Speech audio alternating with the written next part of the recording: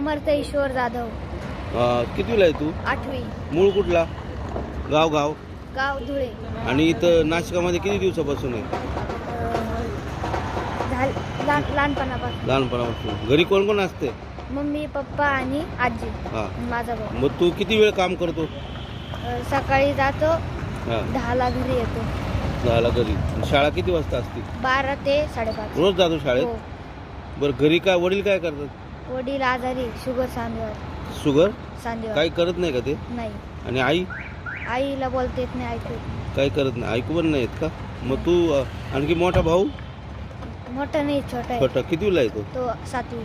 7वीला आहे. तुझ्या 1 वर्षांनी लहान आहे. हा. तो पण मनपा शाळेत जातो का? तो पण येतो. बरं. किती रुपये मिळतात बाळा तुला रोज? मला 200.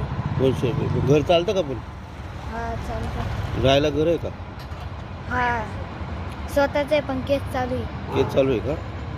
कुठं? कोर्टात? कोर्टात. बरं. काकूच्या नावावर. किती दिवसापासून काम करतोय?